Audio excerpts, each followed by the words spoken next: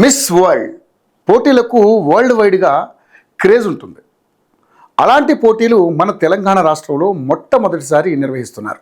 కాబట్టి మన రాష్ట్రం పేరు ప్రపంచవ్యాప్తంగా మారిమోగుతుందని అంతా అనుకున్నారు. ప్రభుత్వం కూడా అలాగే ఆలోచించి ఏర్పాట్లు చేసింది. కానీ పలు విషయాల్లో అధికారుల తీరు ప్రభుత్వాన్ని అబాస్పాలు చేస్తోంది. తాజాగా మిల్లీ మ్యాగీ వ్యవహారంతో ఇప్పటిదాకా జరిగిన విషయాలపై పెద్ద ఎత్తున చర్చ జరుగుతోంది.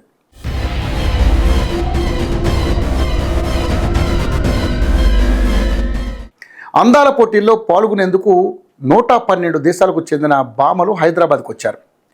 వారికి సంబంధించిన వసతులు, బస, మౌలిక సదుపాయాల ఖర్చు భరించేందుకు ప్రభుత్వం అంగీకరించింది. ఇదే క్రమంలో 25 కోట్ల రూపాయల దాకా ఆదాయం వస్తుందని భావించింది.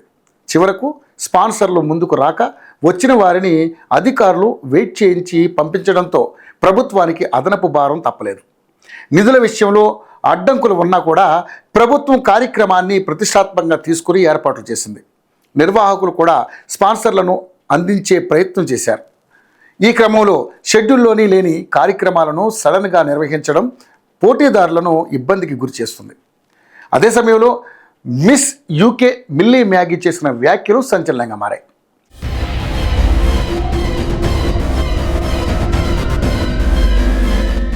మాస్టర్ మైండ్స్ కామర్స్ చదవాలనుకునే 10th ఇంటర్ విద్యార్థుల తొలి ఎంపిక.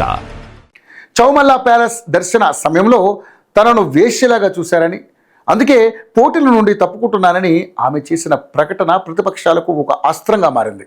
అయితే అధికారులు, నిర్వాహకులు ఆమె వ్యాఖ్యలను ఖండిస్తున్నారు.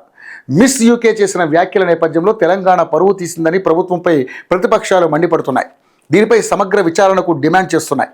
ఈ నేపథ్యంలో ప్రభుత్వం మిస్ వరల్డ్ పోటీలపై వచ్చిన ఆరోపణల్లో నిజమెంతో తేల్చేందుకు డీజీ శిఖా గోయల్ నేతృత్వంలో సీఎం రేవంత్ రెడ్డి కమిటీ ఏర్పాటు చేశారు.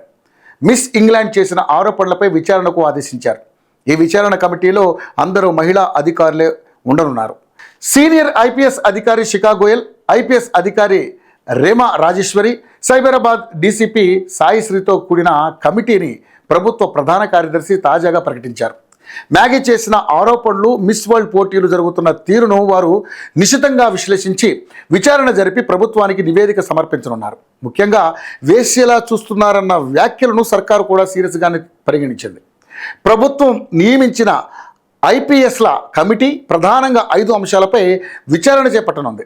మ్యాగీ వచ్చినప్పటి నుంచి ఆమె తిరిగిన ప్రదేశాలు, ఎవరెవరితో కలిసి ఆమె కంటెస్ట్లో పాల్గొన్నారు, మిస్ వరల్డ్ సీఈఓ జూలియా మోర్లీ వ్యవహారం, ఆదేశాలు సహా ఇతర కంటెస్ట్ల వ్యవహార శైలిని కూడా కమిటీ విచారించనుంది.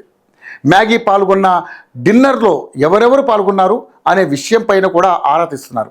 పోటీలకు స్పాన్సర్ చేసిన ధనవంతులు ఎవరు, మహిళల భద్రత, రక్షణ, ఆత్మగౌరవం కాపాడేందుకు తీసుకున్న చర్యలు ఏంటి అనే 5 కోణాల్లోనూ ఈ మహిళా ఐపీఎస్ అధికారుల కమిటీ విచారణ జరపనుంది.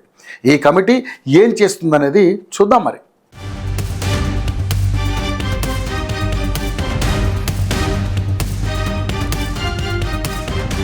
మాస్టర్ మైండ్స్ కామర్స్ చదవాలనుకునే 10th ఇంటర్ విద్యార్థుల తొలి ఎంపిక.